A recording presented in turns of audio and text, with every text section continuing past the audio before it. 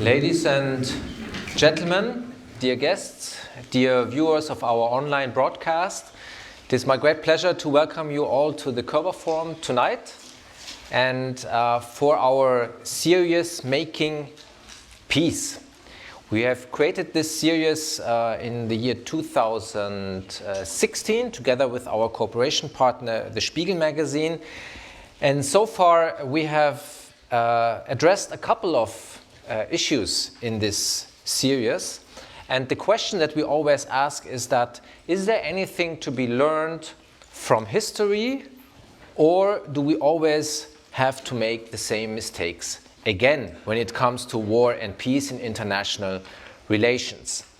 And what is the role of diplomacy in that regard? And we have discussed here in the KörberForum, in this series Making Peace, World War I, the Treaty of Versailles. We have also discussed World War II, the Munich Agreement. We have talked about the wars in the former Yugoslavia, and in particular the Dayton Agreement. And we have talked, not here in Hamburg, but in the same series in Berlin, we have talked about the question to which extent the Westphalian Peace, which finished the 30 Years' War in Europe, can tell us anything about the current situation in the Middle East, in particular with regard to Syria. Tonight, we will discuss the Cold War. We will talk about the Cold War, how it came to an end.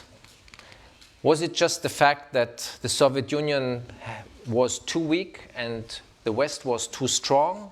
Or were there other factors in play? And in particular, I think an interesting question is to which extent statesmanship by leading politicians and also creative diplomacy played an important role or contributed to the fact that the breakup of the Soviet Union and the Warsaw Pact in the end did not lead to violent conflict in international relations, at least not in the short term.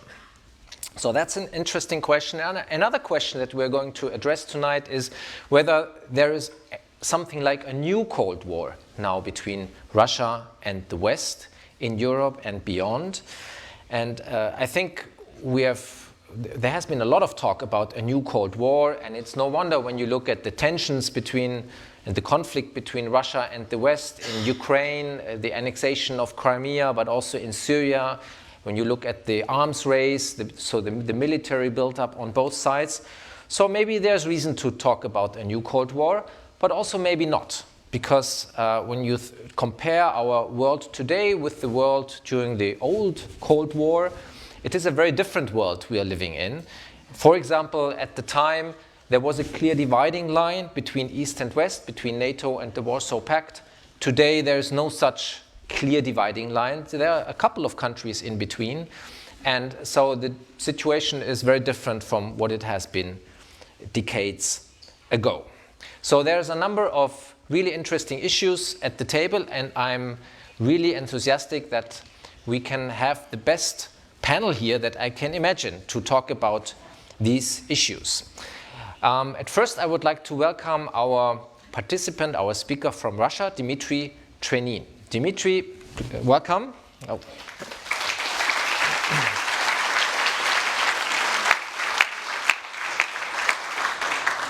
Dmitri Trenin is one of the leading experts on foreign security and defense policy of Russia and international relations in Russia. He's a trained historian, which is helpful for this kind of debate.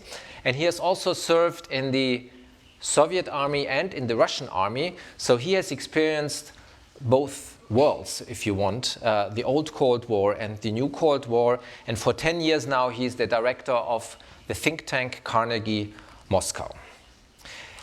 The second speaker I would like to introduce to you is Wolfgang Ischinger. Those of you who have been here at this series, Making Peace, know him already.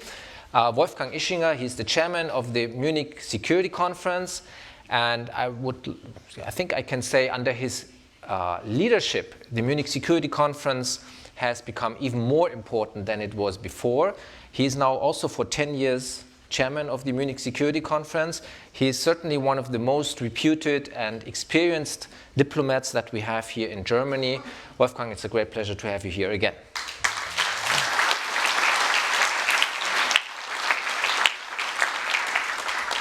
And last but not least, good debates always need a good moderator. And I can hardly imagine a better one than Klaus Brinkbäumer, who is the editor-in-chief of the Spiegel magazine and editor of Spiegel Online. And he will make sure that we will have an interesting debate here. He will ask the right questions. So please welcome Klaus Brinkbäumer.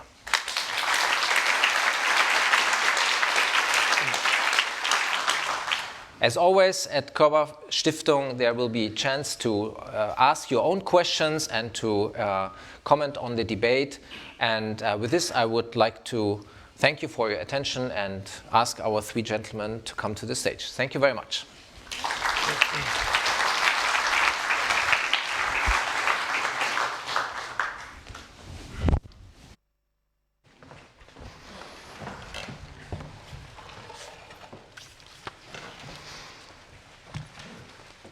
Thank you very much for introducing us, and welcome to KörberForum, ladies and gentlemen. Especially welcome 27, I think, students from the Hamburg Klosterschule who are where in the back? Right there. So welcome tonight, and I hope you're going to ask several questions later on. There will be questions from the audience after a short while.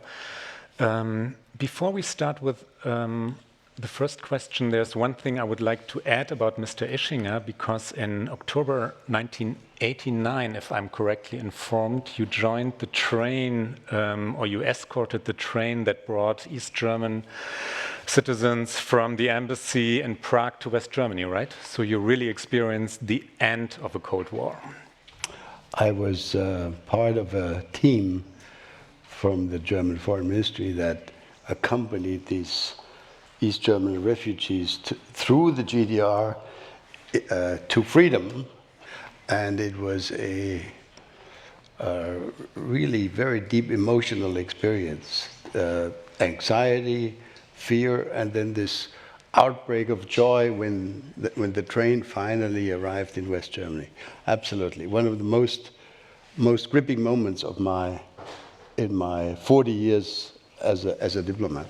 Was it scary? Was there anything that could have gone wrong, or was that already behind you? No, things could have gone wrong. I had no idea what I would have done, and that's what scared me. Of course, I had my diplomatic passport with me, but what would that have been worth? The situation I was afraid of was the train was supposed to stop. That was part of the plan in the GDR. GDR police would enter the train and demand all the identity papers from the refugees, because the theory of the GDR was if somebody wants to leave our country and become a citizen of West Germany, he needs to give up GDR citizenship. So by handing over the identity documents, they would relinquish their GDR citizenship, kind of a strange procedure. But the problem was, what would I have done if these police or Stasi people would have, grabbed one of these refugees and said, "You are actually a criminal. We have you on our search list." And what would I have done if they had tried to take him from the train? We had received political assurances from the GDR leadership that things would go smoothly, but it worked. So, but I was really scared. Of course, yeah. Mr. Trenin, where were you back then? How did you experience it, and where were you? I was in Geneva. Mm-hmm. And in those days, we were negotiating the first START agreement. Yeah. And I was watching it most closely, what was happening to the train that started in then Czechoslovakia, had to move across East Germany and was headed toward West Germany. It was very heady times in those days. I think I was, clearly I was concerned about how it all would end. We're not sure what would be the limits permitted by Moscow. I think I was... You mean when Moscow would interfere? Or? Whether Moscow would interfere. Yeah, whether and when. Well, what are the limits? What's the red line? Mm-hmm.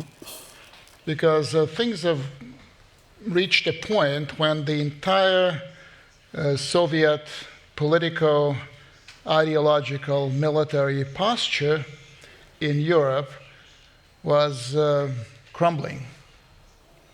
And one could never be sure how this would end. And this lasted until essentially until mid-October 1989, when it became clear that the Soviet leadership, Gorbachev personally, had decided not to interfere, not to intervene, and essentially leave the issue of political regime in East Germany in the hands of the East Germans themselves, which of course raised the issue, the next issue of German reunification, how Russia and the Soviet Union would respond when as it happened very quickly, when the slogan "Wir sind das Volk" changed into "Wir sind ein Volk." Mm-hmm. And that was, but once that was done, once we were over the hump, I think I certainly felt relieved that we were not going to see a war over the collapse of East Germany, which potentially could have been the case. Did it come close to that? Were there strong forces within Moscow who actually wanted a war over this issue? No one wanted a war, because everyone understood that a war of that kind would go nuclear, mm-hmm. and would mean annihilation of the world. So no, but people, some people, and we know the names, and there are certainly people in the party Politburo who were not amused by Gorbachev's policies of throwing a concession after concession and singing away the strategic position of the Soviet Union. So there was a lot of dissent, I think, within the higher echelons of the party. Also within the military, but the military were more disciplined. I think that once they received a message that the military high command was with Gorbachev on that, they stopped warring. But I think it was, as I said, was a heady moment. It never came to a situation in which the Soviet Union would have used the force of arms to keep the East Germans where they were and to keep the Berlin Wall standing. But it certainly was, when the most dangerous moment is when a world order starts to transform itself, especially when the transformation is carried out at a very quick pace, as the case was throughout 1989. And then some people could lose their heads, the situation can get out of control, but it never did, thankfully. Can I add a little story of my own to that? As it happens, I was in Moscow with a Franco-German delegation 5 days after the wall came down, November 15 and 16. And I would underline what Dmitri has just said. When things happen so quickly and not according to a well-thought-through plan, chances of miscalculation, chances of misunderstanding are, of course, immense, and chances of not understanding what is happening. And a chain reaction of coincidence. And here's my little story. I accompanied at the time the chairman of the French parliament, that was at the time Laurent Fabius, who later became French prime minister, much later, and our own president of the Bundestag at the time, Rita Süssmuth. They had decided many months earlier to make a joint trip to Moscow. And I had been asked by the government to accompany Frau Süssmuth because she didn't have a diplomatic advisor. So I was supposed to help her navigate through this trip. So here we were, this delegation, sitting across the table from President Gorbachev, 5 days after the wall opened. And Frau Süssmuth opened the discussion by saying, so, Mr. President, what are you saying when you see these thousands of Trabis going westward from the GDR? Doesn't that worry you? And Gorbachev gave what I thought was a very interesting answer, which turned out to be absolutely, totally wrong. He said, oh, Madam President, you know, I've been saying to the leadership of the GDR for a long time that they shouldn't keep the population like in a pressure cooker. Now the lid has come off, and of course these people want to see what their relatives are doing in West Germany. Of course they want to go over there. Who would not want to do that? And I can tell you that like in 2 weeks, maximum 3 weeks, everybody will go back home and go back to work, and things will continue, you know, in a normal way. Now, I don't, of course, know, Dmitri, whether that was play acting or whether he really meant it. But if he meant it, it would be, in my own career, the single biggest misunderstanding of which I was a witness.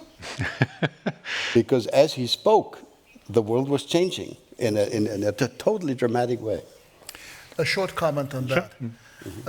Normally people think of a misunderstanding as dangerous. I think in this case of the Soviet Union with Gorbachev and also the people who were his domestic opponents, the fact that they did not understand what was going on, the fact that they did not understand that what they were dealing with was the slow motion collapse of the Soviet Union, slow motion collapse of the Communist Party, and everything associated with those two notions. Had people understood it then, there would have been a very different reaction. And the things that Wolfgang and myself have been talking about would never have been allowed to come to pass. And maybe we would find ourselves today, or we would find ourselves then, toward the end of the 1980s, in a much more difficult situation. Sometimes a misunderstanding is a bliss. And I think Gorbachev did not know where he was going. And that saved us from a far worse fate. It's a fascinating theory. Because they didn't understand the magnitude of what was going on, they didn't stop it from happening. Yeah. Yep. Yep. Mr. Ischinger, when did the German government stop fearing Russian interference? When did the German government stop fearing there might actually be a war over this? When were you over the hill, as Mr. Trenin called it? Well, I think the fear of a military confrontation was gone rather quickly once discussions between the United States, when the beginning, what we then came to call the 2+4 process, negotiations were starting. Gorbachev was meeting, and his foreign minister Shevardnadze was meeting with foreign Secretary of State Baker, and Kohl went to Russia, went to the Soviet Union, etc. in February of 1990. But our concern lasted throughout the year of 1990, because once the plan had been established in the spring of 1990 that we would need to work out a plan for unification on the basis of a treaty, it it was clear that that treaty, once agreed and signed, would need to be ratified, like all treaties, including by then the Supreme Soviet, by the Soviet Parliament, in a formal manner. And that is why in the spring and summer and autumn of 1990, the German government behaved like a rabbit that's hiding in a field, trying not to be discovered by the hunter. I remember Foreign Minister Genscher saying to me at one point, let's not do anything that could attract the attention of Moscow at this moment.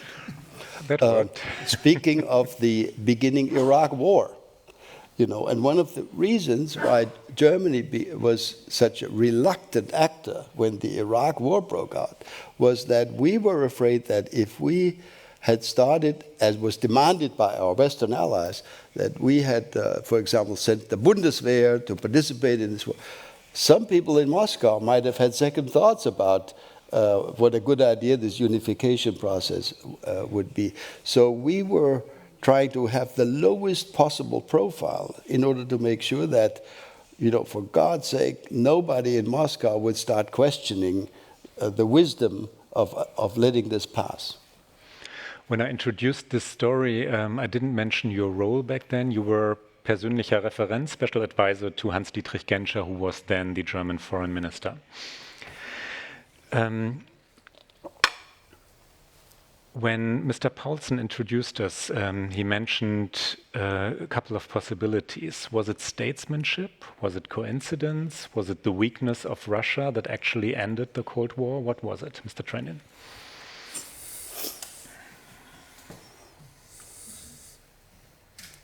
I think it was idealism. Atop a very clear understanding of the need to change the way the Soviet Union was constructed, the way the Soviet Union behaved. There was a very strange combination of Gorbachev, I think, understanding pretty well the flaws of the system over which he presided and the need to change that system, and his totally idealistic views about changing changing the system and changing the environment, including the international environment in which the system operated.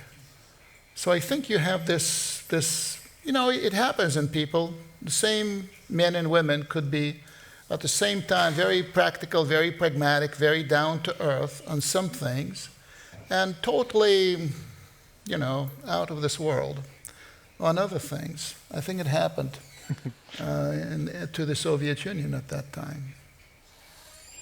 Mr. Ischinger, what do you think?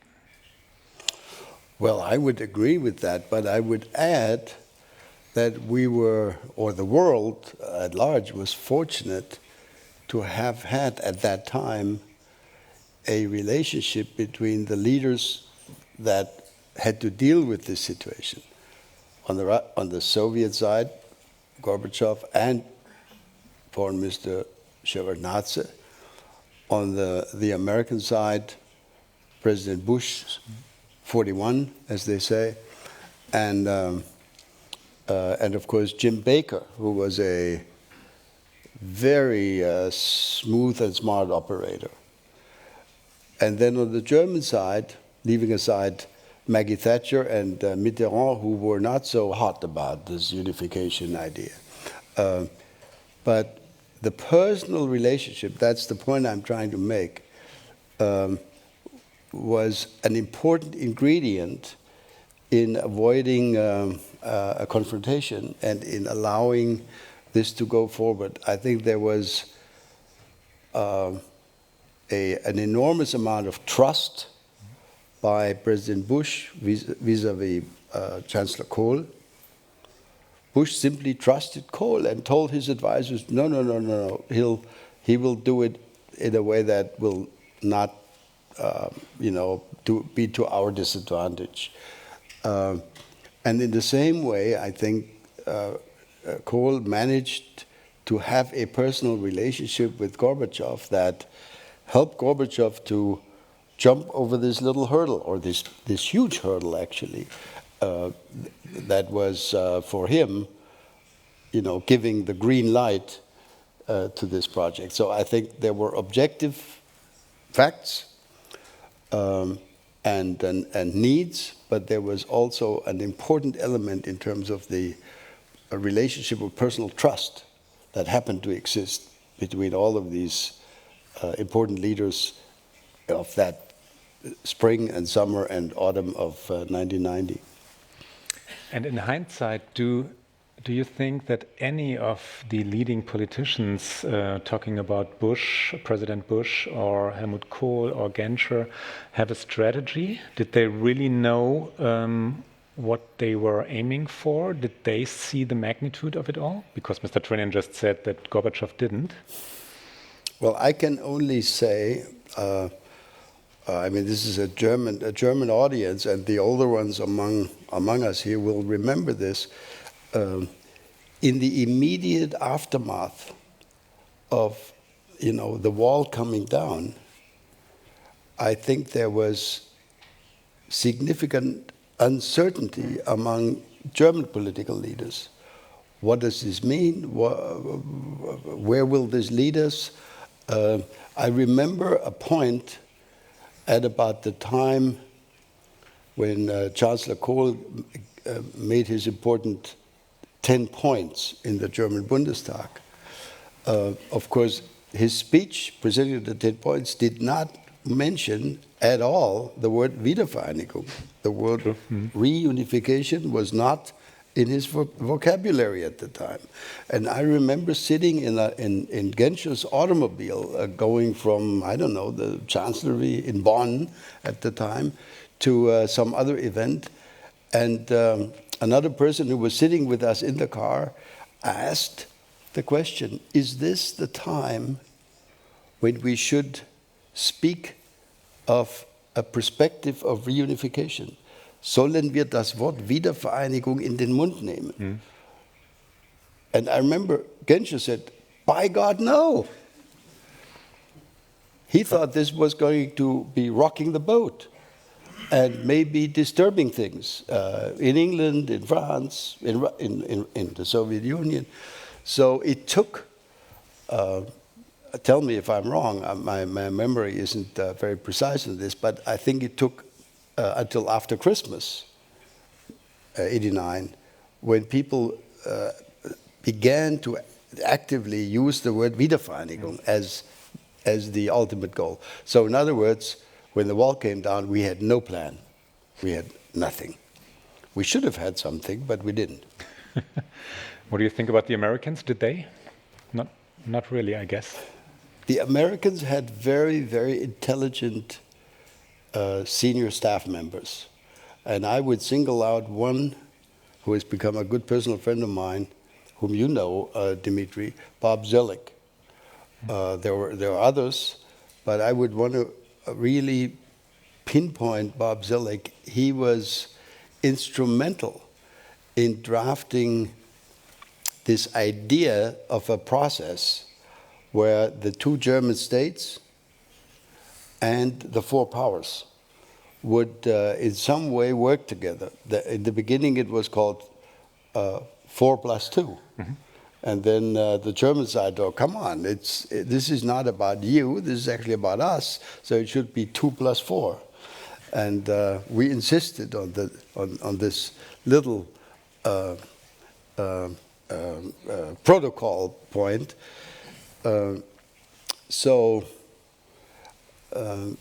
I think the Americans were the first ones who actually had a pretty clear plan, also about how to deal with strategic issues, such as NATO, yes, NATO, no.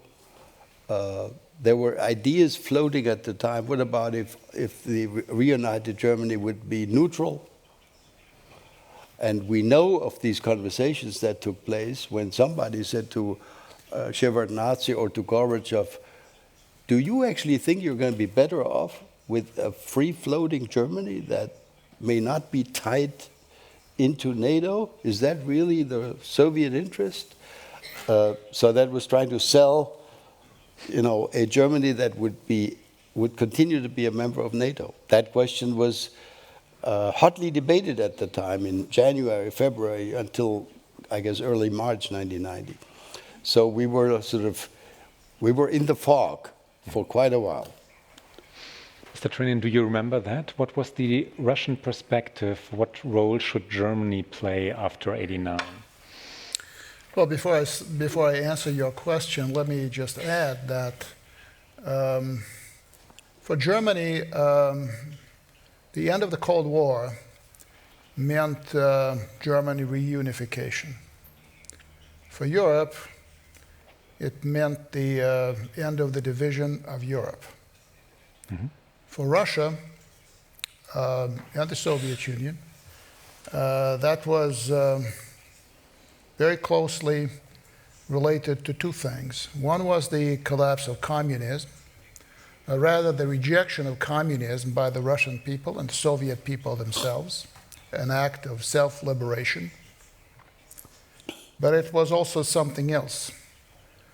Within 2 years, roughly, after the fall of the Berlin Wall, the Soviet Union was no more. And it's one thing to talk about the Soviet Union as a collection of Union republics, and some of those republics used to be independent states, others wanted to be independent of Russia, that's fine. But the Soviet Union meant something else. The Soviet Union was a certain economy, a certain set of capabilities in science and technology, a certain level of culture, a certain level of civility in relations among people, a certain set of values. Well, many of them, of course, distorted by communism, but not all. And it was all through the window at the end of the process, within, as I said, a couple of years after the fall of the Berlin Wall. Mr. Gorbachev is not reviled by a lot of people in Russia for nothing. He's very much feted in Germany, in Europe, in the United States, but in Russia today he still has a lot of enemies. It felt like defeat, I guess. For some it's defeat, and that's the least productive part of it. Some of it's defeat, and people who, when an empire falls, there's a body of imperialists who, of course, are very unhappy about the fall from imperial glory, and we had that in Russia as well. But then there are so many other people who did not care whether Estonia or Turkmenistan or Armenia belonged to us or not, but they cared about their own standard of living. They cared about and the standard of living went down, well, in my own perception, a dozen of times for many people. My own mentor at the Russian Academy of Sciences, who had a salary equivalent of $600 prior to the vendor in Russia, after it, had to be happy with the equivalent of $6. It's kind of this. All things in Russia are pretty harsh. They're not incremental. Mr. Gorbachev he brought many good things to the Soviet Union. And his biggest achievement was to achieve a soft landing of the system and ensuring conditions for the system to die an unbloody death. Because you can imagine what the supporters of communism, what the supporters of the Soviet Union would have done had it been a hard landing. You look at Yugoslavia, you multiply it by a factor of whatever, in a nuclear weapons state, only equal to the United States. But still, he, in Russia, and to this very day, Putin has the same issue as Mikhail Gorbachev and as Nicholas II before him. Essentially, you are in charge of the whole country. Mm-hmm. And the country's stability depends on your ability to govern. You don't share it very much with the Politburo then. You don't share it very much with the Duma today. It's up to you. If you're strong, the country will stay together. But woe to you and to your country if you're weak. The Russian Empire and the Soviet Union unraveled within months, without anyone having much advance warning of what was going to happen. So it's one thing to celebrate the good thing of the reunification of Germany, end of the division of Europe, and all the end of communism. Absolutely. But you cannot simply ignore the other part of the story, which, frankly, the vast majority of men and women in Russia was so much more important than the German reunification or Europe's end of division. That's where we are. So Gorbachev doesn't have a big following in Russia these days. History, of course, I think will be kinder to him as time goes by, and especially if Russia starts picking up and people become less unhappy about the recent past. But it is the responsibility of the top leader in Russia, the way the country is constructed, not to lose control. If you lose control, boy, you don't know where you will end up. So I think you've already said it. I assume what you will answer now. If we try to understand Vladimir Putin these days, can we come to the conclusion that he actually learned from the events of '89 and 1990? Absolutely. He presides over essentially an authoritarian construct with a few democratic strappings. Mm-hmm. I think which is fine, which is the balance that I think is organic for the country the way it actually is today. We practiced, or we thought we practiced democracy back in the 1990s. We ended up within a couple of years in an oligarchical system. That's what happens if you start introducing a democracy without a previous schooling of the demos in the art of property ownership, mm-hmm. in the art of the rule of law, in the art of, and you can, of course, add to that as much as you want. If you simply throw it to the people, then the strongest among the people and the least scrupulous among the people will use that democracy for their own benefit. Now, the system that exists today is very unfair. As I said, it's not democratic. And yet, it ensures a modicum of, call it stability, call it stagnation, if you ask Mr. Putin's detractors.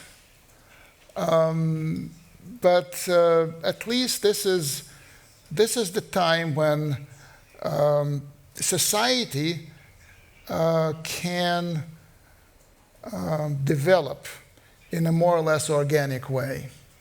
I would challenge any of you to come up with a better, let's say, with a period in Russian history when Russian people were more affluent and more free at the same time, very importantly, than they are today. When you think of just think of a period in Russian history which would be, let's say, more conducive to the process of the development of a nation than the last 20 years. I would challenge you to come up with in the last 100 years. If you just look at various other periods in Russian history, I don't think you will find a better period. Again, it's autocracy, it's unfair, the level of inequality is staggering, and I can, continue as long as you wish. But if you take an historical view of things, not a normative view in support of democracy, then I think you will come up with the answer that probably there's been no better period in Russian history, if by better you mean a combination of relative affluence and relative freedom. That's where we are. Mr. Putin knows that the Russian people are very tricky. They give their leaders, and I already mentioned that, they give their leaders very little advance warning about what they will do. My favorite line, and I'm sorry if some of you may have heard that, Russia is not the country that changes its leaders through the ballot box every 4 or 6 years. But it's a country that brought the entire state, the entire system, down twice in the last 100 years. And, you have to be very, very careful with these people. Again, they don't give you enough advance notice. So Mr. Putin is keeping his ear to the ground. He doesn't run a democracy, as I said 1,000 times, but he is following the changing mood of the people very, very closely. Do you know what's the most urgent issue in terms of political management in Russia today? It must be the economy, or? It's garbage collection. Garbage? Mm-hmm. Because there was a very big row over garbage dumps near residential areas in the Moscow region. And to Putin, that was a spark that could have started a prairie fire, because all those garbage dumps they're spread all over. There were infections. And children were infected. Absolutely. And they understood it immediately. So that is something that had to be dealt with. But it's like a fire brigade that tries to see the fire before the fire is out. And you can only do so much. You can only catch so many balls, because you're the only one who can do that. The system is such that you are the only one. It's not that you cannot count on the parliament, you cannot count on the media, who are mainly controlled, mainly managed. You have to do it yourself. How much can you do that? But I think he understands the basic issue, that the Russian people have their own grievances, have their own concerns, and they expect their leader to listen to those concerns and woe to the leader who doesn't listen. Mr. Ischinger, do you explain Vladimir Putin with the events of '89 and 1990? Well, it seems to me that Putin had not quite, but almost a decade to learn. Look, when Vladimir Putin came to power, within his first 2 years, he showed up in the Bundestag here in Germany and gave, I reread that speech recently because I had to write something about it. He gave a really impressive speech about how he was going to bring Russia and Europe, Russia and Germany closer together. This was a speech of, in the spirit of more and better cooperation. It was very hopeful, and he got, if I remember correctly, a long-standing applause. And I think the real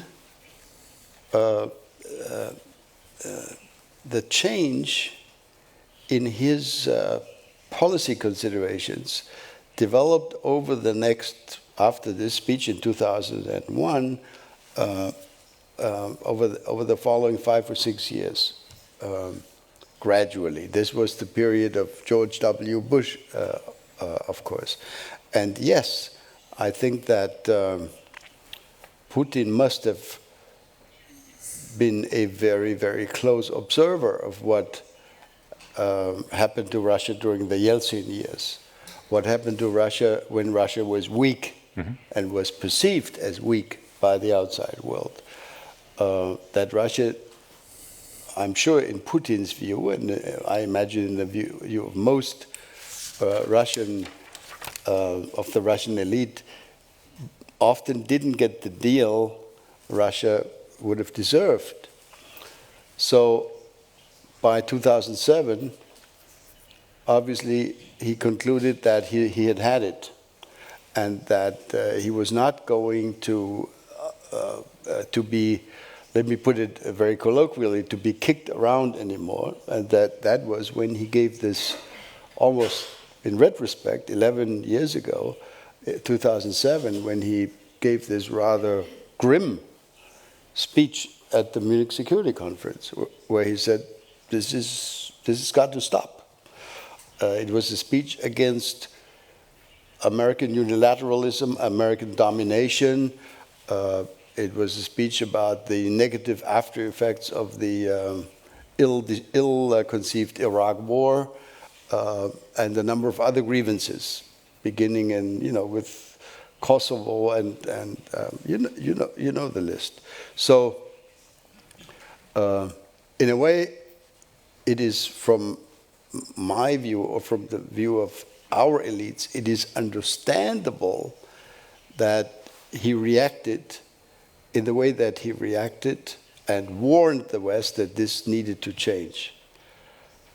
What we did not, I think what we did not anticipate would be that his anger or resentment would go so far as to take him to a decision to really violate the principles which we thought we had agreed peacefully in the 1990s, famous Charter of Paris, etc.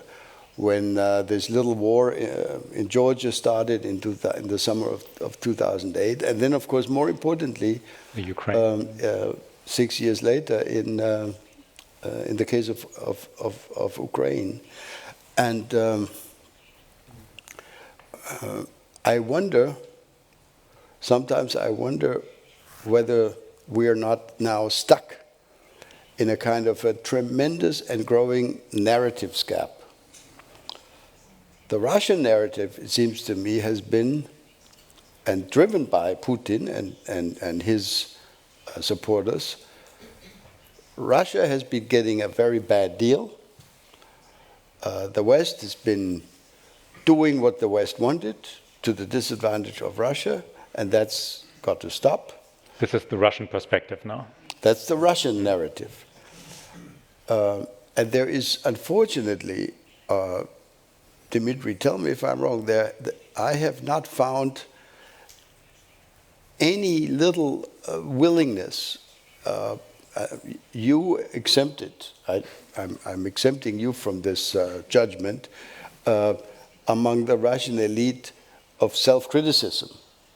The Russian narrative is a narrative of we are right and we've never done a wrong thing, and the West is wrong. On the Western side, our narrative is, of course, has been we're the good guys. We in the West, we have democracy, we're the good guys, we're doing the right thing. But I think there has been in our debate since 2007, since 2008, and more importantly since the events of Ukraine, there has been actually a fair share of self-criticism, where people have been asking, did the European Union make a big mistake by not consulting with Russia when we were talking about an association agreement with Ukraine? Was that maybe a strategic blunder? Or the extension of NATO towards the east was a big mistake. Was it a strategic error to continue the NATO enlargement program in a way that was not pre-consulted with Russia? And let me just, if I may, let me just make that point, and I'll try to be very brief.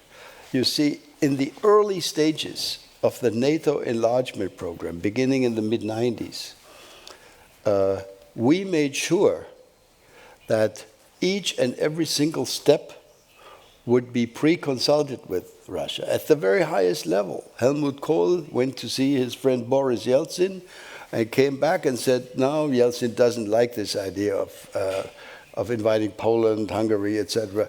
But if we promise and guarantee that at the same time there will be a fundamental change of the nature of the relationship between NATO and Russia, then Russia would tolerate this, would not love it, but would let it go forward.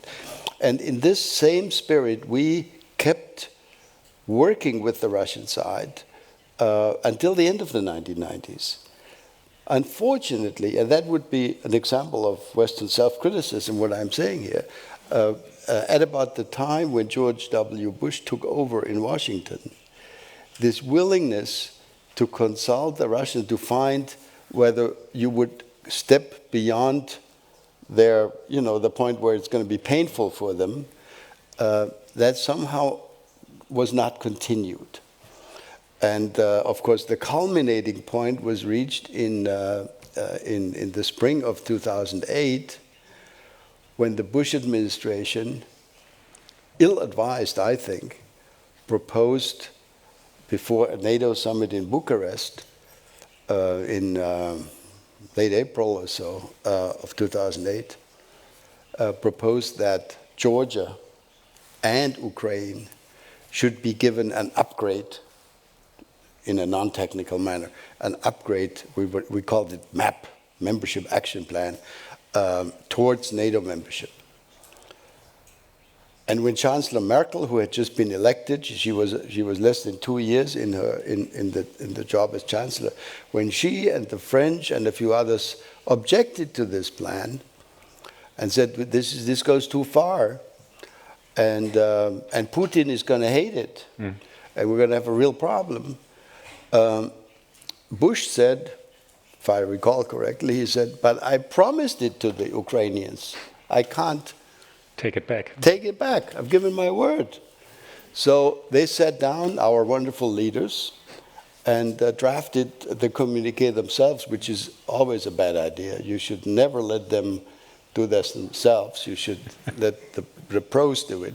So they came back and wrote a sentence into the communique, which they thought was a decent compromise.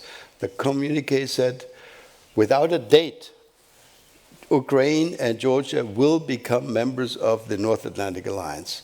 And they thought, okay, this solves the problem. It didn't solve the problem because Mr. Putin and others in Moscow regarded this as a declaration of, not of war, but of clear intent to not stop until Georgia and Ukraine were going to be integrated into the alliance. And that, as I understand it from a Russian point of view, was simply a big, big step too far. And that's where we ended up. So, I think we have good reason to ask ourselves, where did we go wrong?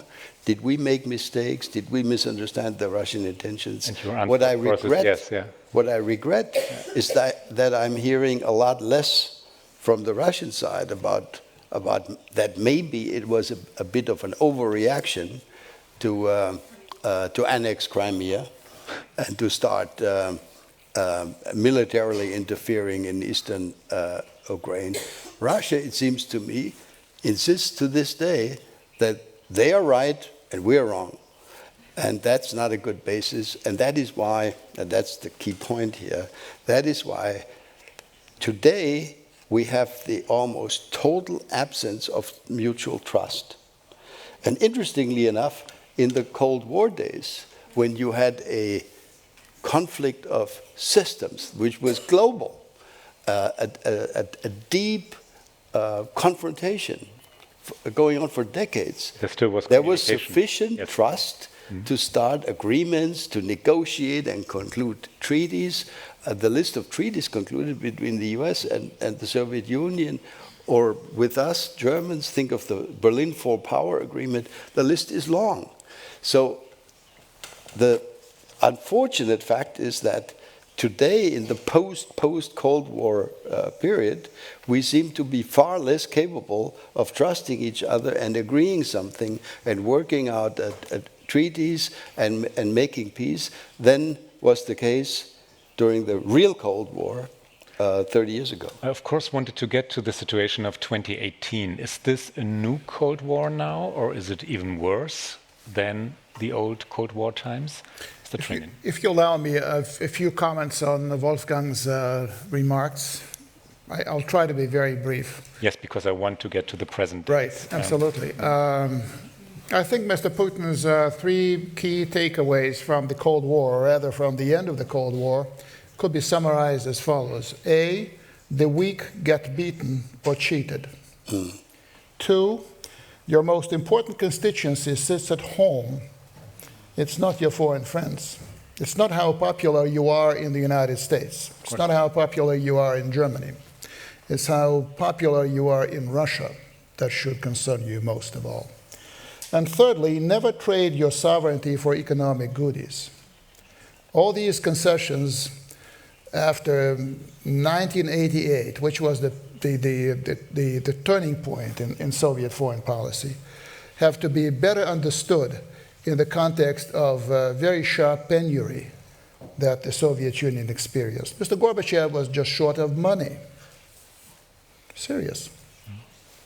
And he was making a lot of political concessions. Of course, he had to present them also to his own people as doing something for the cause of world peace and what have you.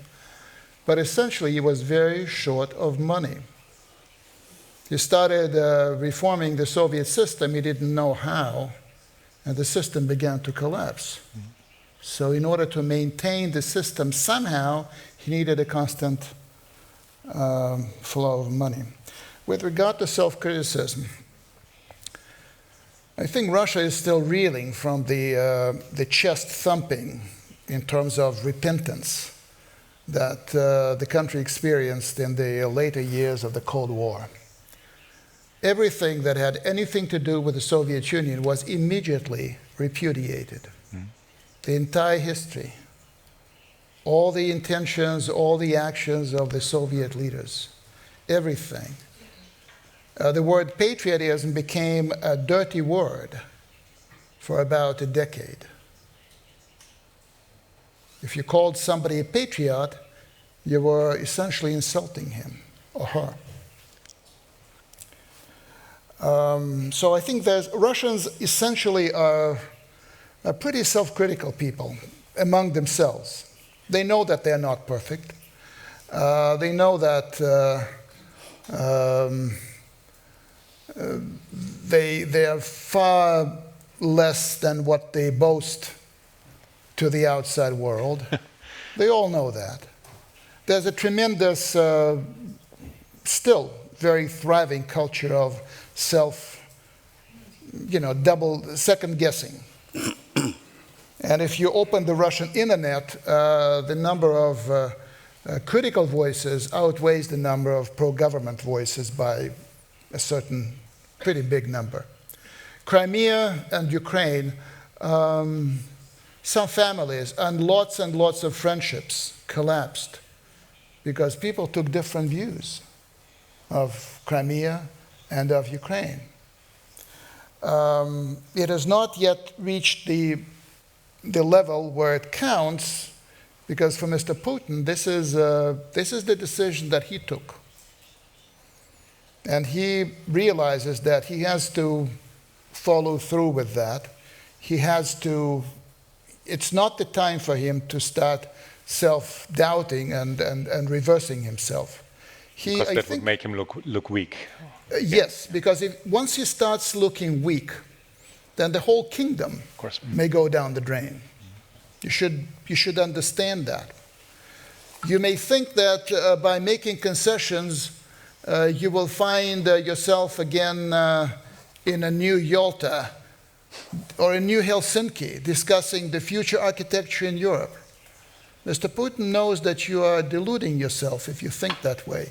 It's far more likely that you find yourself in the dock in The Hague. And that's a very serious consideration.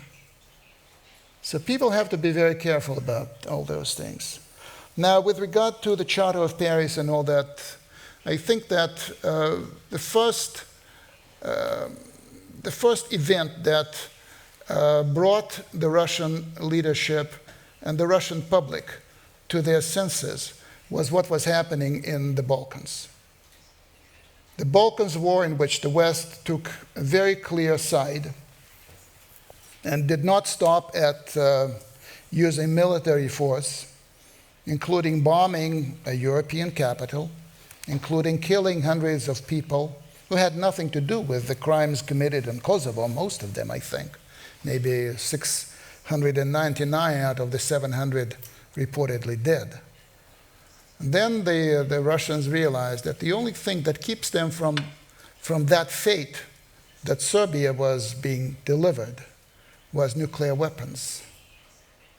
If we do not have nuclear weapons, they will do to us what they've just been doing to the Serbs for any pretext. Call it Chechnya, call it something else. So you have to be strong. That is the most important lesson that they took from the war. The Georgia War, I think you would realize that, you would know, I hope, that the first shots in the Georgia War were fired by the Georgian army, who sought to liberate South Ossetia and killed a number of Russian troops in the process. I would challenge you to give me your view how the United States, for example, would respond if a few dozen of US troops were killed by a foreign government. And I think that with regard to Ukraine, Putin was not drinking to a Crimea within Russia when he was celebrating the start of 2014. This decision was his own, and it came when he realized that the worst of both worlds has just happened. Kiev, as a result of a coup, and he saw what happened in Kiev, the Maidan as a coup, was suddenly in the hands of a coalition of pro-Western people in Kiev and Western Ukrainian nationalists who were virulently and inherently anti-Russian. And that was his knee-jerk reaction. And they were clearly contingency plans to do that. There were no contingency plans for eastern Ukraine, and it resulted in a mess. Mr. Trenin, Yes. Let me repeat my question about 2018. Are we in a situation of a Cold War now? Or is it even worse? It's not a Cold War. I mean, it is a Cold War with a small c. I hope that it remains a Cold War. That's where I am today. But as such, I think it's a confrontation that deserves its own name. I call it hybrid war. Hybrid? As something that is different but of the same kind as the Cold War. It's a confrontation that is being fought by essentially Russia and the United States in the realms of economics, finance, information, cyber, not yet in the military realm, but it's a war without borders, as Mr. Paulson has just said. Mm-hmm. It's a war that's being fought in the global commons. It's precisely in the fields where there are no borders in principle, like in information or cyber or the global economy or the global finance, that the confrontation is most acute. And I think that This deserves its own vocabulary. It deserves to be seen as something separate from the Cold War, because again, the world has changed. If you look for things to happen that we expected and protected ourselves against during the Cold War, we will be disappointed, or at least we will not see those things happening, but we will be missing other things that will happen because the world has changed. What are the participants aiming for? Is it the New World Order and they want to dominate it, or what is it? It's part of this transformation of the world order. I think the world order has gone unstuck. Yeah. And it's not because of Russia, it's not because of Crimea, it's something else. It's China's rise, the United States are pulling back. I think I would put the United States at the top. I think that it is the growing lack of willingness by the United States, to use the words of John Kennedy, to pay any price and carry any burden. That is at the heart of what we're seeing today. In an interesting, curious way, and again, this is a very, very remote analogy, but you know, the Soviet Union disintegrated not because of the valiant struggle, a valiant fight for independence in the Baltic states or in the Caucasus or in Ukraine. The Soviet Union was doomed when the bulk of the Russian elite decided back in 1990 that they were getting a bad deal from the Soviet Union, that they were giving more to the republics than they were getting back from the republics. So out you go, we'll push you out. I'm not suggesting that anything like that will happen to the US system, but something along those lines can already be seen today. So what we're witnessing, the hybrid war between Russia and the US, and I would insist that it's a two-way war. It's not Russia attacking and the United States doing virtually nothing. It's not that. And this, in this war, I think the Russian objective is at minimum, to survive, because this is serious. It's very serious. It's a very serious thing.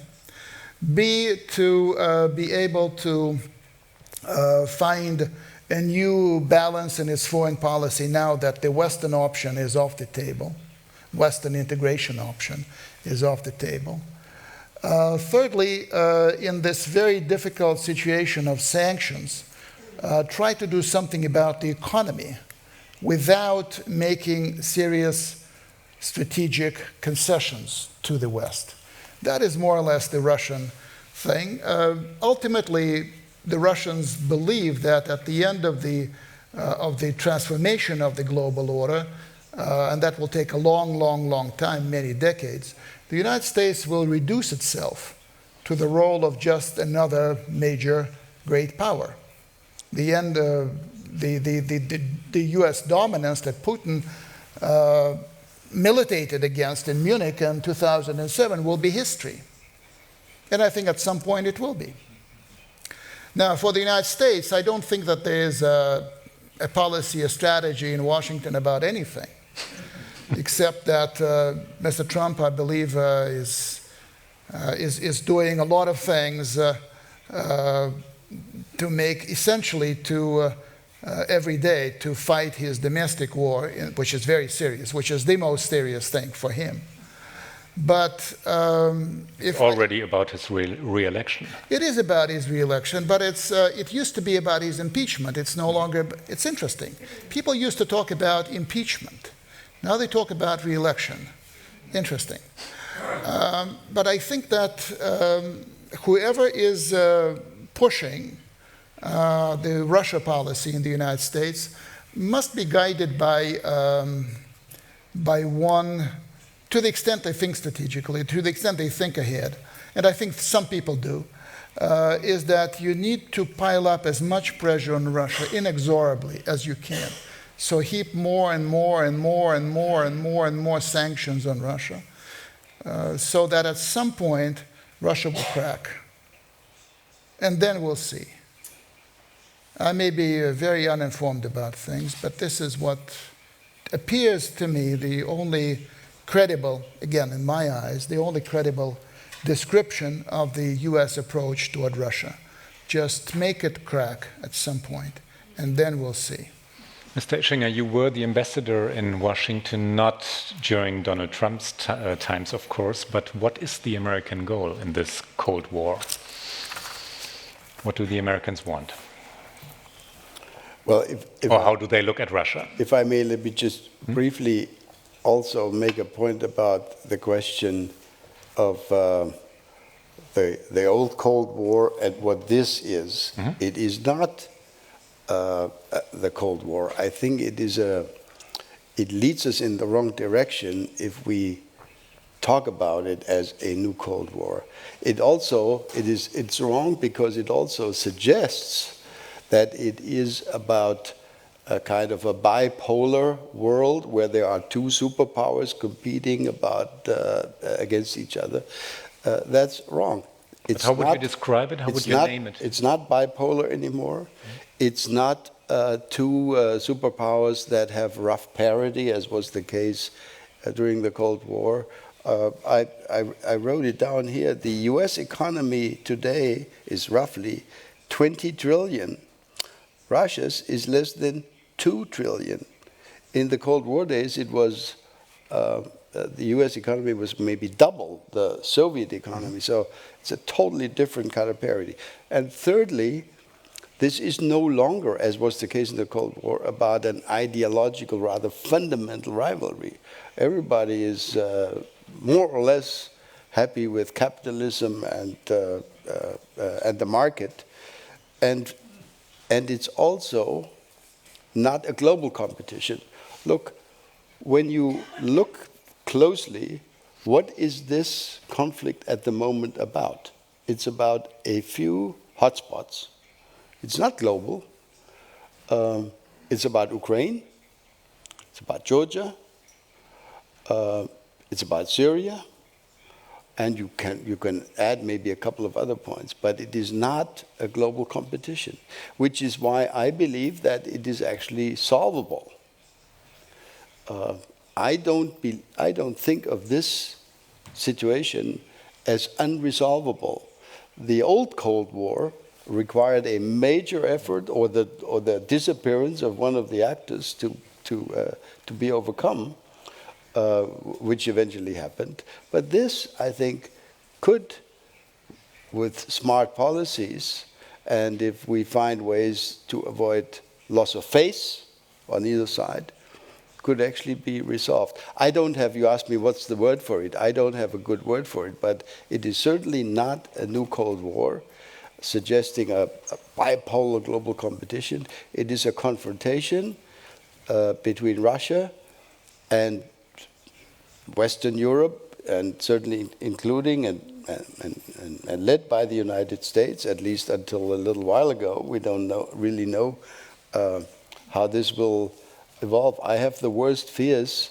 I have really bad dreams when I think of the upcoming NATO summit, what kind of message that might lead to if it ends in the same way as the G7 summit did 2 weeks ago.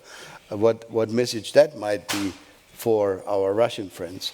So at the moment, it seems to me that nothing is as it used to be, or even as it should be.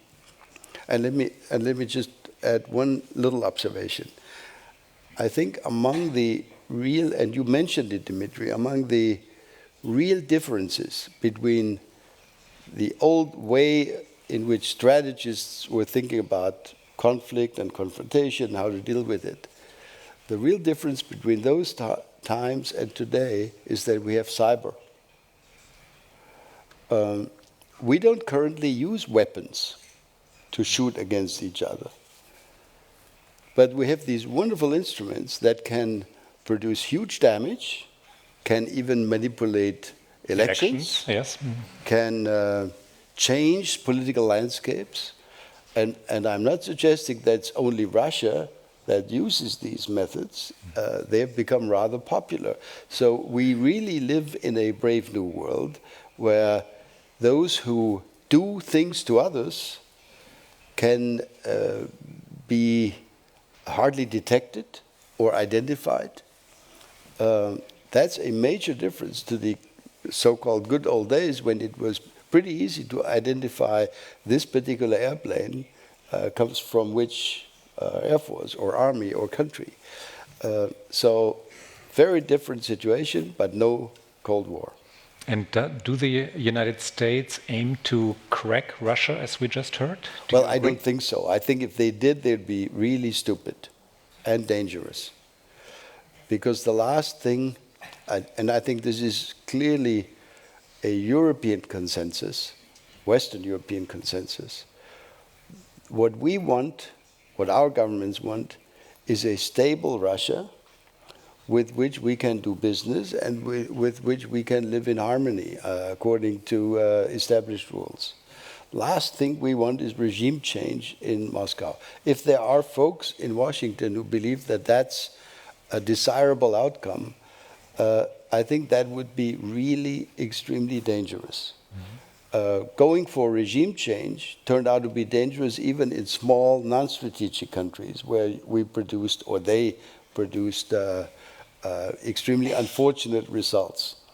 So I think we should, and I don't really think that that is the Trump administration's policy objective, but I grant you, Dmitri, if one looks at US actions, decisions by the US Congress with additional sanctions that have not all yet been implemented, but could be implemented to make life for Russia and in Russia even harder, I grant you that one could get the impression. But I would think that if we could, and I think that is not impossible to achieve, if we could find a more meaningful process, for example, to the Donbass conflict, which has now been going on for 4 years, most of this tension could go away. The Syrian war is almost over, at least in terms of big power involvement. But the Donbass problem needs to be addressed, and I find it very interesting that President Putin himself came up with an old, what's the word for it, a rehash, a new version of a proposal which President Poroshenko had made years earlier, namely a UN mission. And we are currently engaged in trying to find out, discussing this with the Russian government, are there ways to take this idea forward? Could this be a way out? I hope it will, because I think this is a solvable problem. We've actually solved much harder problems, as we talked about earlier. So this can be done, and it should be done, and we should use all of our energy to do it and try to recreate at least a little bit of trust again. If you don't work together on some concrete project, the best speeches will not lead to the reestablishment of trust. You need to actually work together to experience that you can trust each other. Speeches alone will not do the job. Definitely. With this rather optimistic outlook, let's open the discussion to the audience. Let's maybe collect the first 3 questions and answer them. If I may ask you to keep it brief, no speeches, please. Please come to the point and ask a question.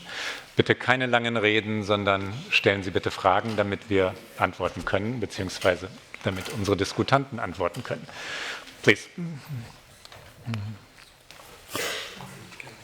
Ich bin Frau Mitzkus, vielen Dank. Ich stelle meine Frage auf Deutsch, wenn Sie erlauben. Herr Ischinger, mit Verlaub, wir haben so viel Sonntagsrede gehört, wir müssen mit Russland reden, da ist Gesprächsbedarf. Dann frage ich Sie als Chef von also Münchner Sicherheitskonferenz, was haben Sie vor dieses Jahr? Inwiefern können Sie da was tun, damit man ein bisschen mehr mit Russland im Gespräch kommt? Zweite Frage, ich mache es ganz kurz, ich bin überrascht, dass man hier heute Abend so etwas hat. Sie haben zugegeben, heute Abend haben Sie bestätigt, dass tatsächlich, wir haben nicht vorgehabt, über deutsche Einheit zu sprechen und das war nicht unsere Strategie, sondern US-amerikanische Strategie. Da bin ich also wirklich überrascht. Haben wir nicht zu Ende gedacht, wenn tatsächlich das USA-amerikanische Strategie ist, mit Hinsicht auf Sturz von Sowjetunion, haben wir nicht zu Ende gedacht, was das bedeutet für uns als Deutschland? Wir sehen heute die Konsequenzen tatsächlich. Let us collect 3 questions. You can remember those. Wladislav Zankin, RT Deutsch. Die Frage ist an Herrn Ischinger.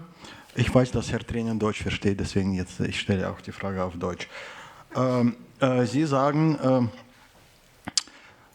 dass Ukraine-Konflikt bzw. Donbass-Konflikt lösbar ist. Also in Russland ist die Meinung mehrheitlich, dass mit dieser Regierung ist das nicht möglich, mit Poroschenko-Regierung. Das ist eine Apartsituation.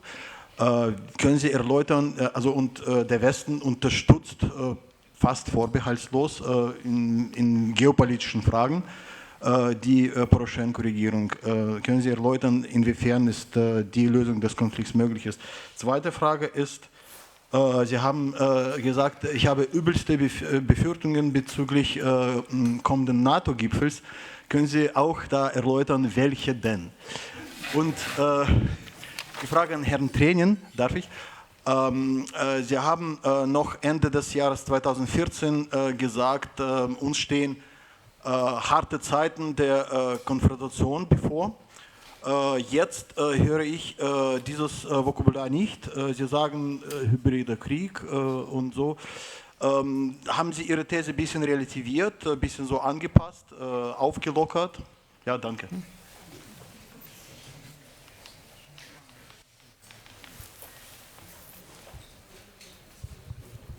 Bitte sehr, ja.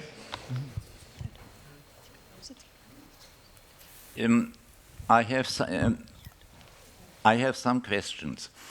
The first one is the first question.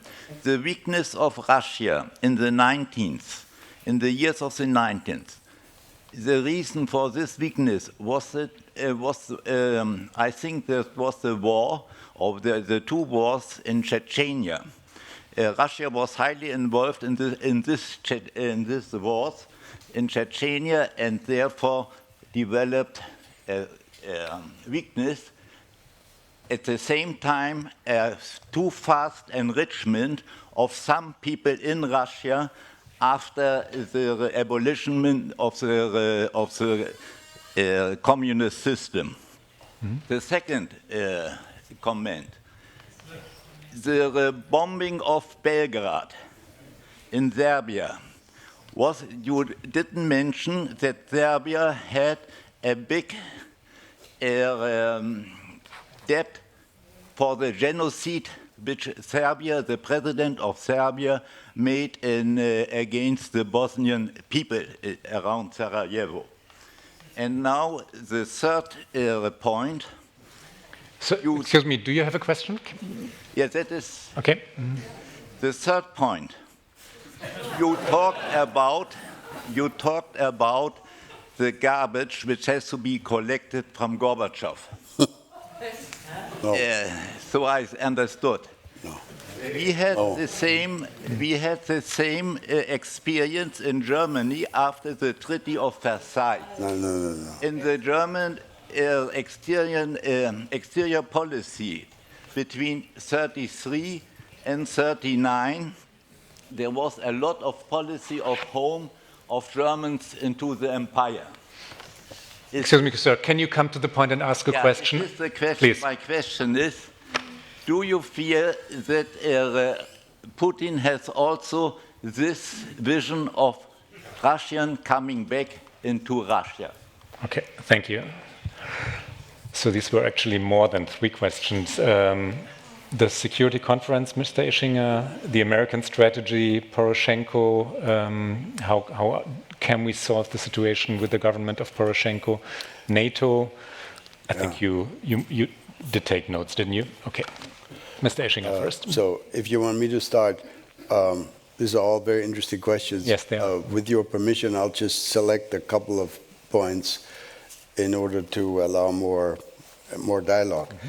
Very briefly, on the question of, why am I anxious about the forthcoming NATO summit? That was one of the questions.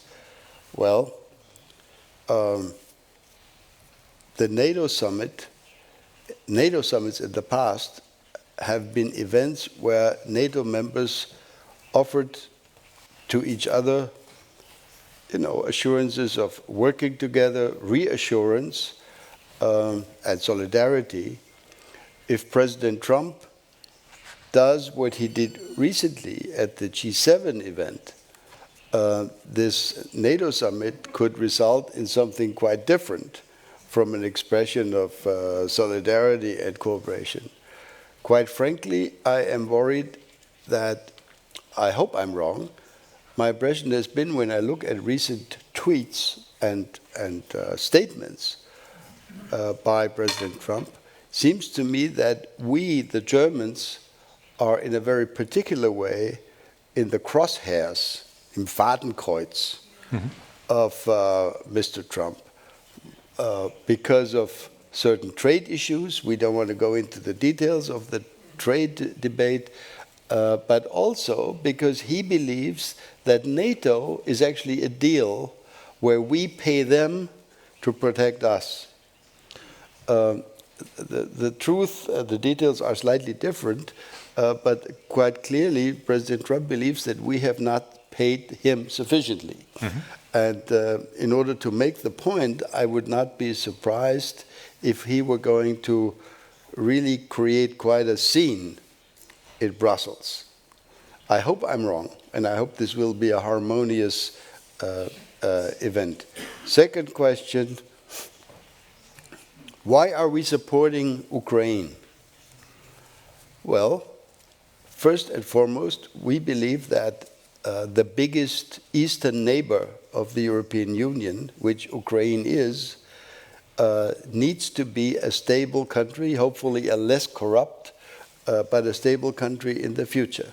It's our biggest eastern neighbor between us and Russia. And if Ukraine falls apart and has another major crisis, it would be bad for all of us. So this is an essential interest to have a stable and prosperous Ukraine, which is why we in the West spend a lot of money trying to sustain the Ukrainian economy. Regarding the conflict with Russia, we are not one-sided.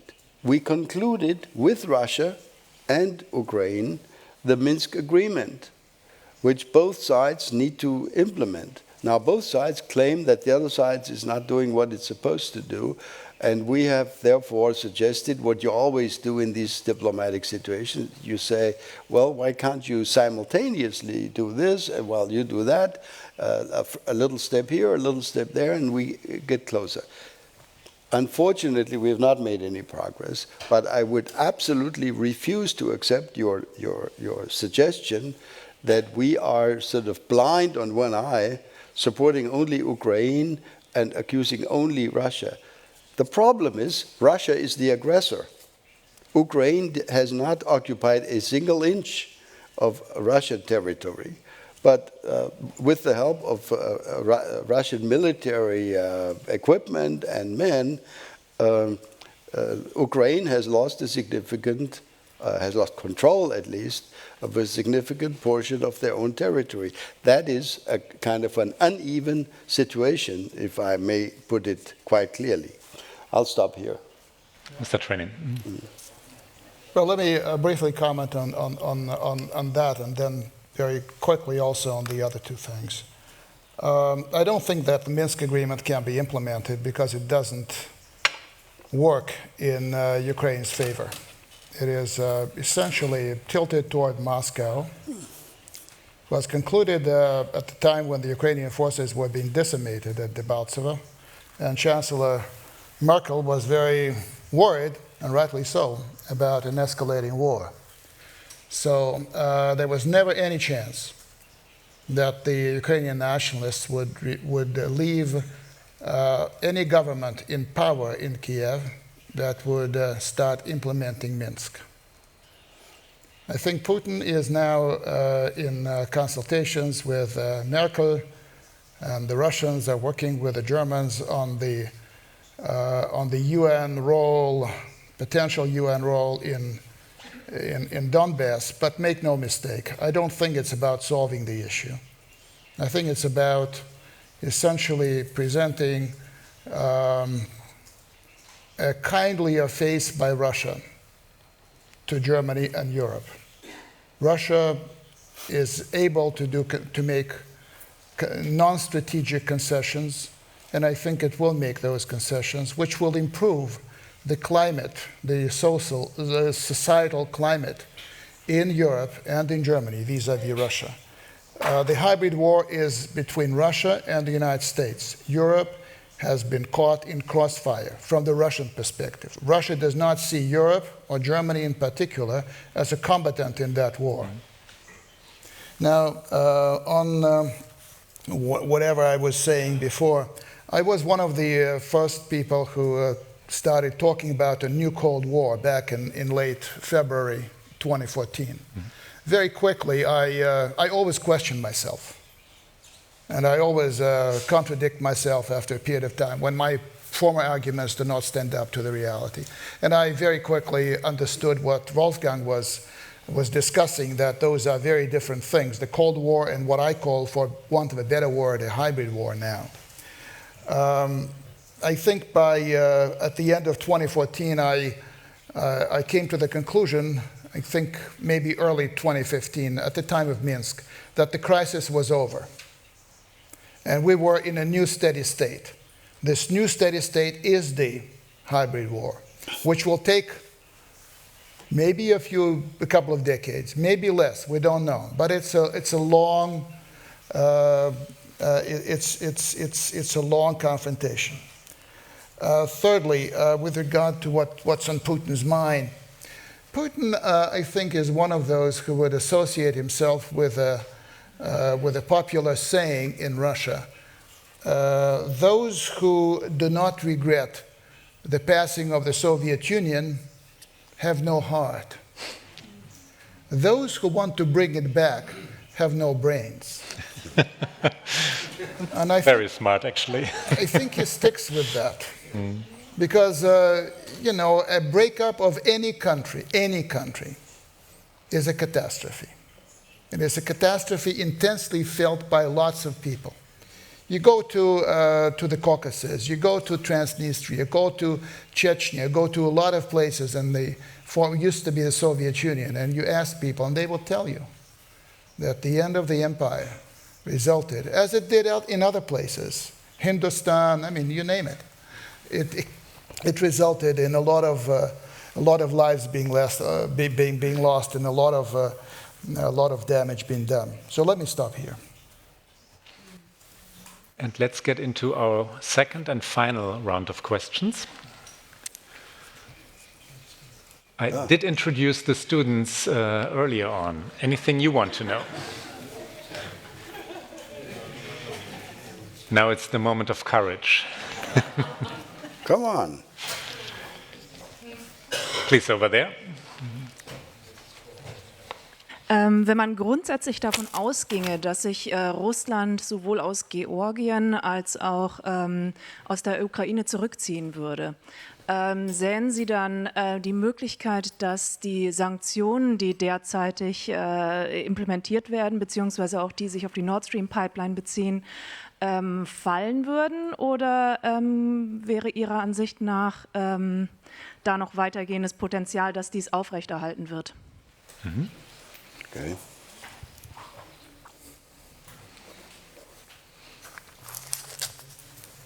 Last chance for another question.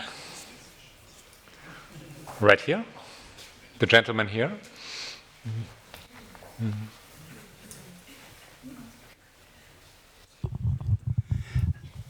Mein Name ist Seiser.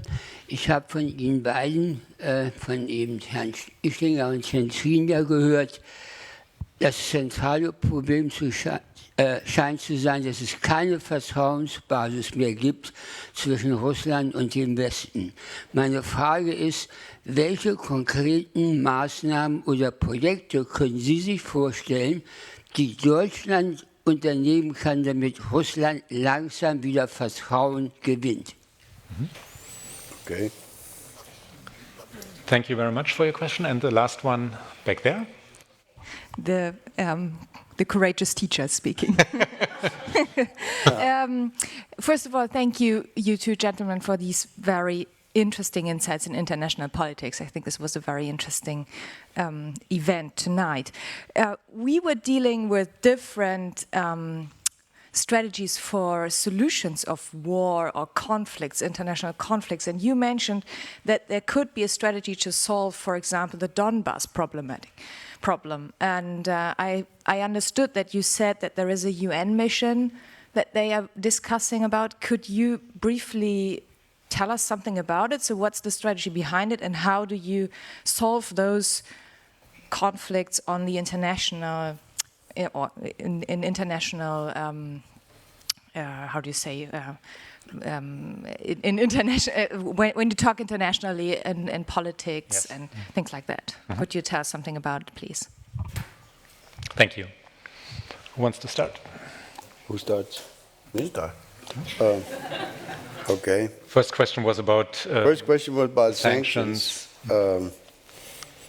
Well, if a way could be found to, let me call it, to defuse the Georgian and the Ukrainian crisis, I believe, but of course there are many countries involved in this. There's the United States, there's the European Union in the sanctions decision, but I believe that the main cause, or the main event that caused us to impose sanctions was, leaving aside Crimea for a moment, was of course the events in Donbass. If a process could be found, whether it's implementation of Minsk, and I share Dmitri's doubts about the implementability of Minsk, but unfortunately Minsk is the only recipe we have currently, which is why our governments tend to say, since it's the only one, this is what we got to at least try to move forward. So if a process could be established to gradually allow Russia to leave Ukraine to its own devices, and to reconstitute Georgia with these currently 2 provinces that are not under Georgian control, then I think the reasons for the sanctions are gone. So yes, I think that would allow us to lift sanctions, and hopefully would also lead to Russia eliminating their counter-sanctions. Point 1. On the second question, and I'll be very brief, trust, or the lack of trust. Well, I can give you 2 examples of what could be done to start rebuilding trust. At the strategic level, but that is not something that directly involves Germany. At the strategic level, at the level between Russia and the United States, it would at least start a process that would allow some degree of trust to be rebuilt if these 2 governments decided to continue their arms control discussions. These are very important for us. Imagine if the INF Treaty, this is the treaty of the 1980s which outlawed all medium-range nuclear weapons. Imagine if this treaty were to be discontinued. We could, in this country, we could easily be faced with a new Nachrüstungsdebatte, new nuclear weapons in Europe. Somebody's going to come up with such proposals if the INF Treaty is not continued. So this is an urgent key interest of Germany, and we would hope that the United States and Russia could somehow agree to continue and extend the life of that treaty. Same with the New START agreement. So that's at the strategic level. If you ask me what could Germany do, I will give you a counter, what you might call a counterintuitive answer. We in the European Union have had the wisdom recently, over the last couple of years, to grant visa-free travel to the population of such countries as Turkey, and I'm all in favor of that, I'm not criticizing it, and Ukraine. So the Turkish people and Ukrainian people can travel to the European Union without a visa. I think we should extend this to the population of Russia. And I hope we could explain it as this not being a gift to Vladimir Putin, but an invitation to the Russian citizen who could then travel, if he has the money to travel without a visa, spend a couple of days in Western Europe and go home again, and learn something more easily than if he has to stand in a long line in a consulate or in an embassy with all these difficulties. So I think these types of decisions would actually have an impact on how Russians trust Europeans and how Europeans can trust Russians. That's just an example. And on the UN mission, that's actually a long story, but I'll try to give you a two-sentence answer.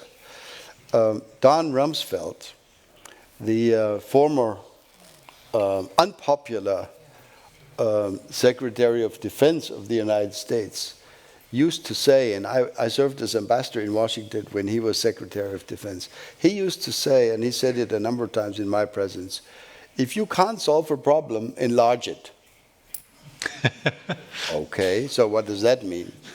So here in this case, the answer could be that if we cannot deal with the Donbass issue with our current instruments, with an OSCE mission, and with a format that is the Normandy format, Russia, Poroshenko, France, and Germany, maybe we should enlarge it and include a UN mission that would take the whole process to New York, and it would then be the Security Council of the UN, which would be the master and the decider, and it would not be the small Normandy format anymore. So, and it would become a scenario which actually worked quite successfully in the case of the famous JCPOA, the Iran deal, where the 5 permanent members of the UN Security Council and Germany worked with Iran successfully over a number of years. By the way, let me say this, the Iran deal, which is now unfortunately put in question by the Trump administration, was one of the few really good examples of how we collectively work together with Russia in a meaningful and trusting manner. So it's not impossible to work together. You have to find, in an intelligent manner, issues that lend themselves to such joint efforts. I'll stop here.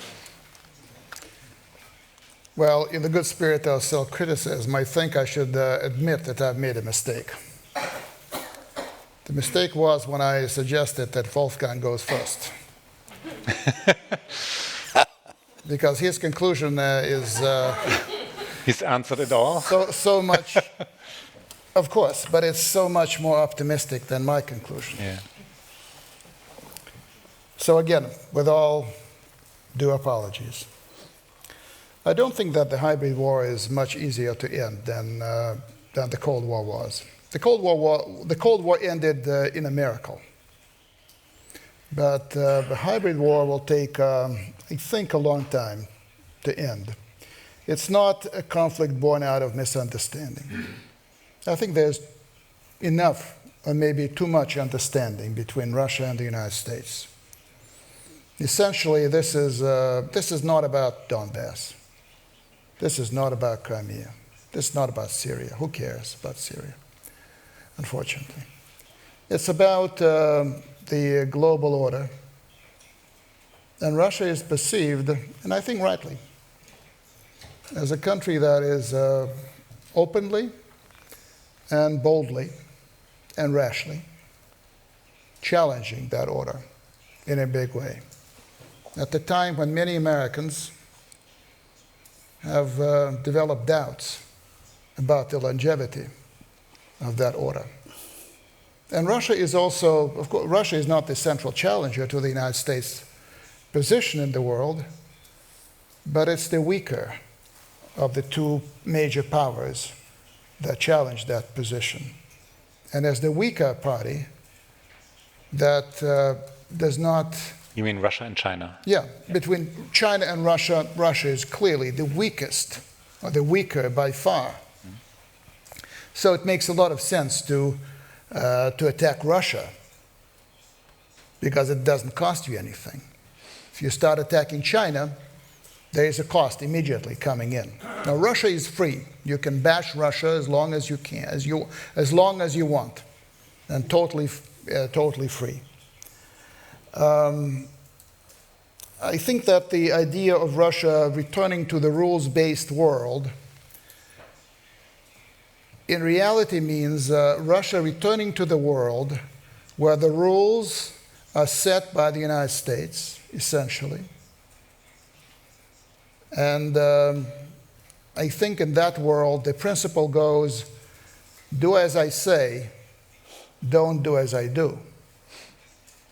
You mentioned invasion of Ukraine, occupation of Crimea, but to a Russian, there's not much difference between what the Russians were doing and what the United States, with its NATO allies, have been doing in the Balkans, in the Middle East, and in other parts of the world. And I don't think Russia is going back there. I don't think either that Russia is likely to leave Donbass, just leave it to a temporary solution, a quasi-solution of a UN mission that will hand it over to Kiev within a fairly short period of time. That is called surrender. Mr. Putin will not go for it. And I think a lot of people in Donbass should have concerns about being given back to Kiev. There's a law in the books in Ukraine that makes association with the illegal authorities of DNR, LNR, a punishable offense. And many people will not want to take chances with the Ukrainian special services. Restoration of Georgia. You mean Abkhazia back in Georgia? It is as likely as Kosovo within Serbia. Simply impossible to imagine. A new war will break out. So we can talk about things, practicable things, that will make confrontation in both regions, Donbass and the Caucasus, far less costly for the people directly involved. I think we can and should be doing that. A lot can be done unilaterally by Russia.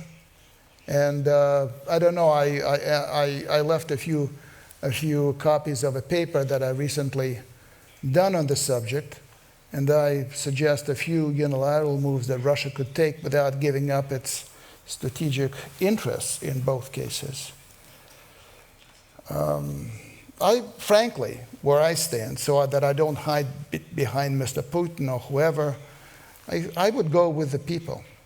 I physically celebrated with a glass of champagne in my hand in front of a TV set when I saw the German people, the East German people, crossing into West Berlin. In November, again, it was in Geneva, in November 1989, because in my view, Germans belong together. They always did. When I was a military officer wearing Russian, actually Soviet, military uniform, my formation was called the Group of Soviet Forces in Germany. The East German government pressed the Kremlin very hard to have it renamed the group of Soviet forces in the GDR. No, said the Russians. It's Germany. Well, we may have our Germans, they, Americans, have their Germans, but they're Germans. And they do belong together. Similarly, I cannot imagine the Kosovars, after having gone through what they have gone through, being put back under the control of Serbia, Belgrade. They deserve to be independent. Similarly, Abkhazia. Similarly, Crimea.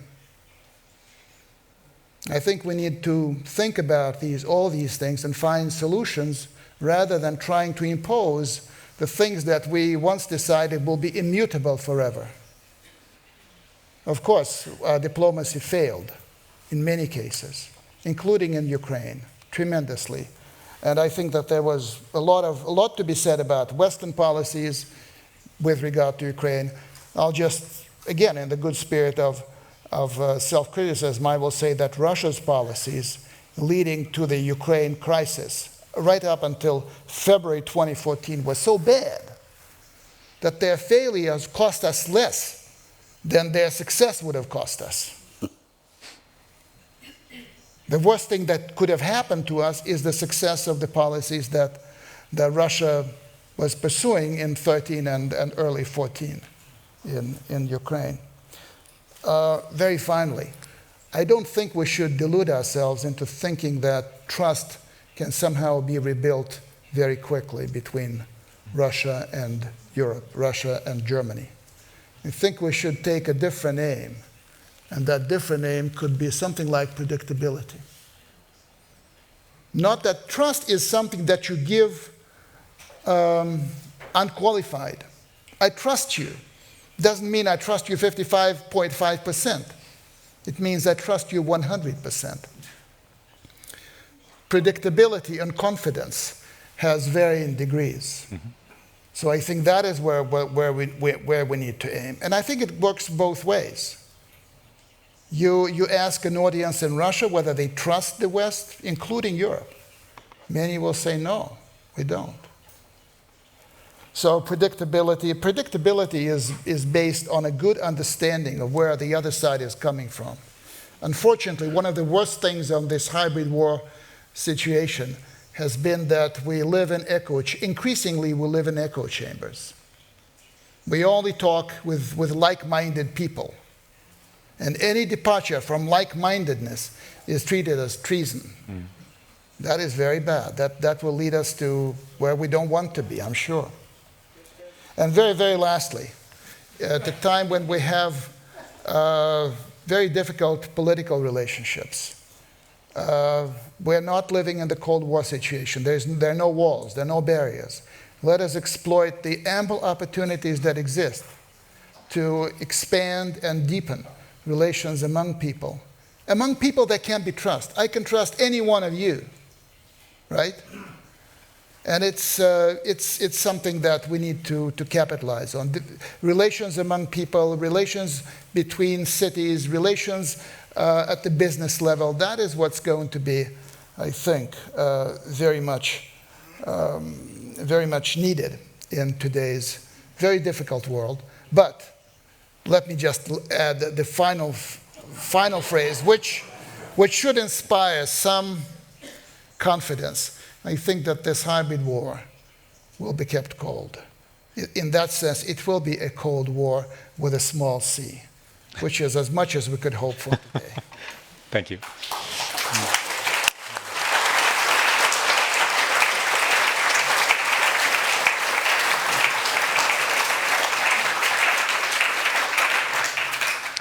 I would love to agree that predictability seems like a realistic goal, except for Donald Trump. Predictability with the current American government, well, we'll see. Thank you so much. Ladies and gentlemen, thank you for your interest. Thank you for listening. I want to thank the Körber Foundation, the Körber-Stiftung for their hospitality. It's always a pleasure to be here.